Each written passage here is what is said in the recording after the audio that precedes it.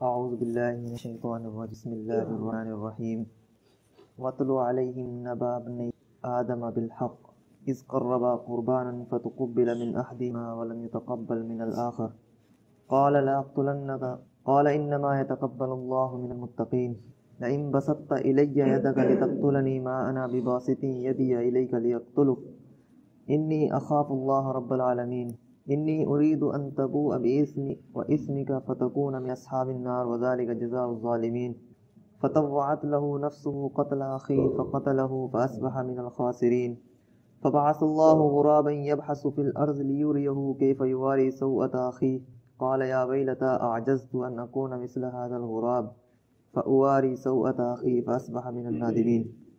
اور اے نبی، آپ اہل کتاب کے سامنے آدم کے دو بیٹوں کا قصہ بیان کریں صحیح طور پر، بالحق، بالکل ٹھیک۔ قصہ کیا تھا؟ قصہ یہ تھا کہ جب حضرت آدم علیہ السلام دنیا میں آئے اور ان کی اولاد کا سلسلہ شروع ہوا، ایک بطن سے ایک لڑکا اور ایک لڑکی پیدا ہوتی، ہر دوسرے بطن سے پھر ایک لڑکا ایک لڑکی پیدا ہوتی۔ جو ایک بطن کی تھی دوسرے بطن کی، ایک بطن کا لڑکا دوسرے بطن کی لڑکی سے، اور دوسرے بطن کی لڑکی پہلے بطن کی لڑکی سے نکاح کر دی، کیونکہ ان کے کزن تو نہیں تھی، سلسلہ نسب چلا ہی تھا۔ تو اس وجہ سے ان کے لیے اللہ نے ایسا ہی حکم دیا تھا کہ ایک وقت کی پیدا کی ہوئی لڑکی پیدا ہوئی، دوسرے وقت میں جو لڑکا پیدا ہوا اس سے اس کا نکاح ہو جائے گا، وہ ان کے کزن کی مانند تھی۔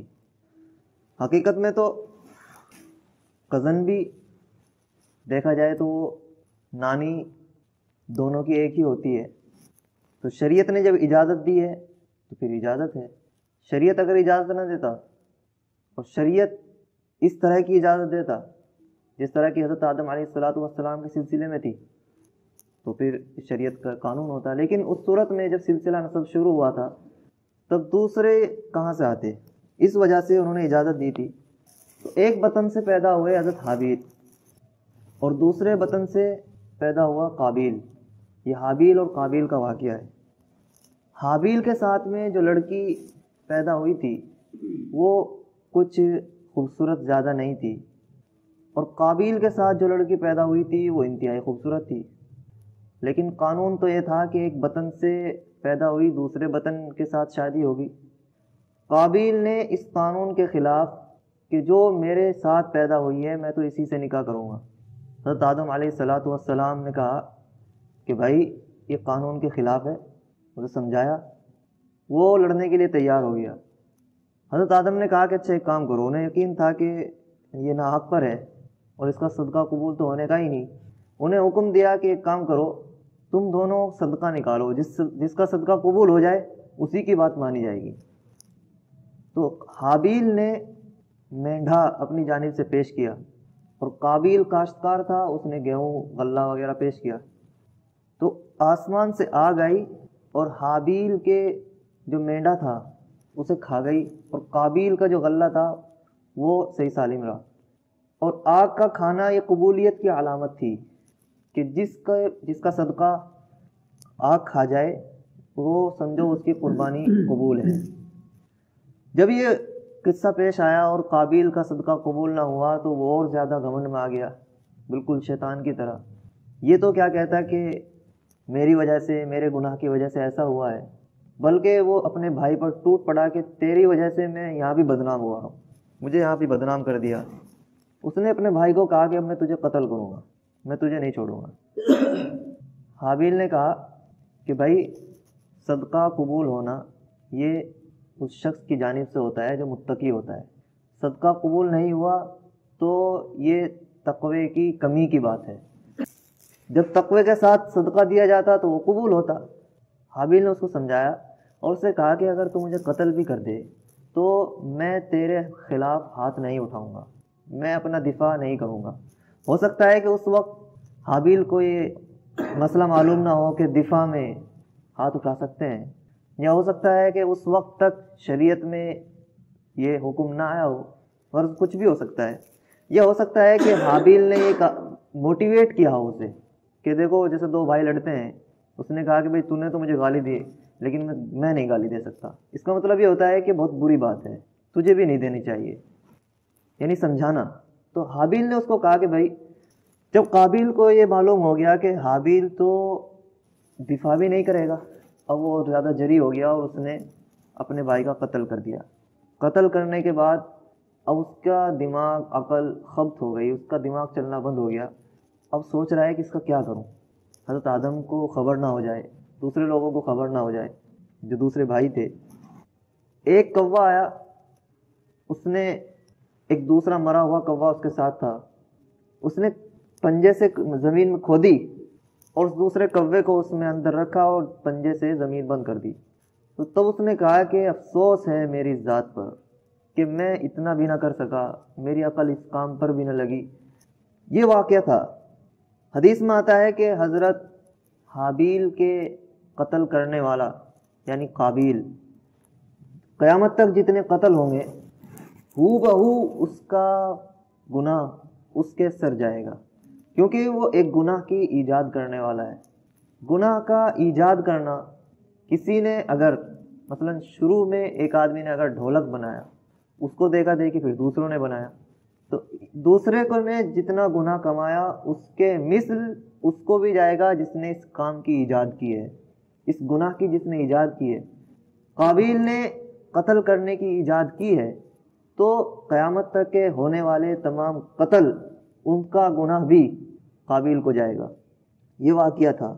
وَاتْلُ عَلَيْهِمْ نَبَأَ ابْنَيْ آدَمَ بِالْحَقِّ، ان کو سنائیے اہل کتاب کو ان دو حضرت آدم کے دو بیٹوں کا قصہ صحیح طور پر، کیونکہ گزشتہ میں گزر گیا، انہوں نے کہا تھا کہ نحن ابناء اللہ، کہ ہم تو نبیوں کی اولاد میں سے ہیں، ہم کو تو عذاب نہیں ہوگا۔ تو اب کو ان کے یہ قصہ سنائیے کہ حضرت آدم کی یہ جو دو اولاد تھی، قابیل بھی تو ان کی اولاد میں سے تھا، تو پیمانہ یہ نہیں ہے کہ ہم کس کی اولاد میں سے ہیں اور کس کی اولاد میں سے نہیں ہے، پیمانہ یہ ہے کہ ہم کر کے کیا جاتے ہیں، پیمانہ یہ ہے کہ ہمارے اس وقت اعمال کیا ہیں۔ ہمارے باپ دادا بادشاہ تھے تو تھے، اس وقت ہم کیا ہیں؟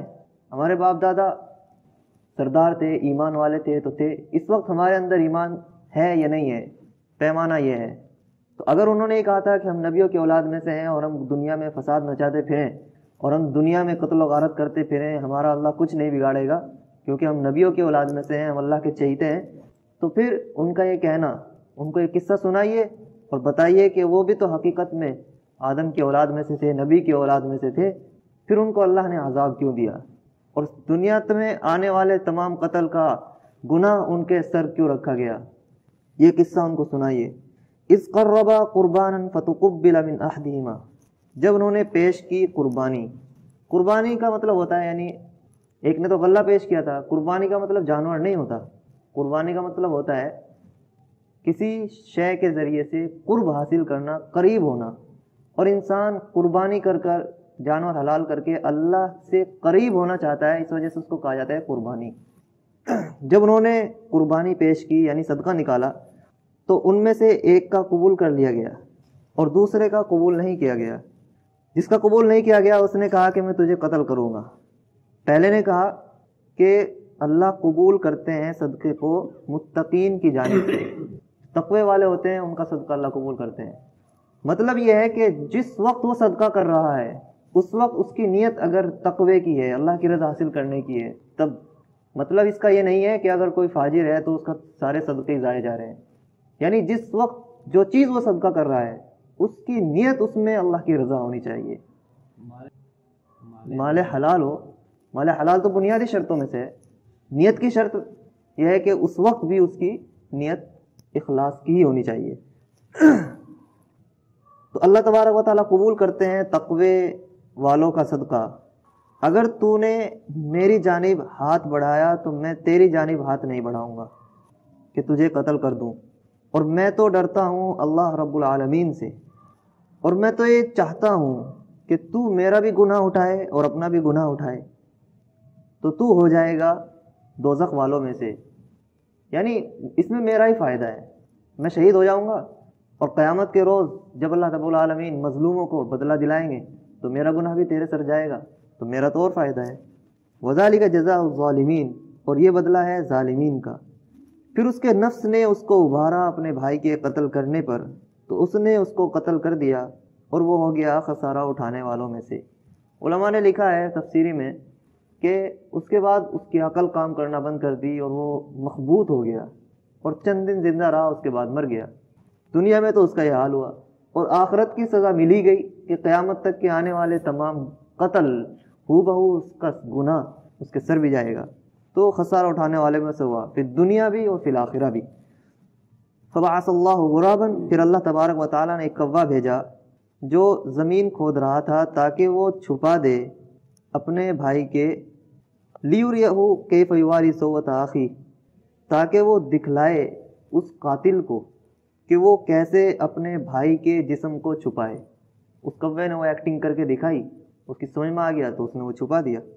قال یا ویلتى اعجزت ان اکون مثل هذا الغراب، اس قاتل نے کہا کہ افسوس ہے میری ذات پر کہ میں اتنا عاجز آ گیا، اتنا بے بس ہو گیا کہ میں اس کوے کے جتنا بھی کام نہ کر سکا، میری عقل اتنی خراب ہو گئی۔ فاواری سوءۃ اخیہ، کہ میں اپنے بھائی کے جسم کو چھپا دیتا۔ فاصبح من النادمین، اس کو اس پر ندامت ہوئی، شرمندگی ہوئی۔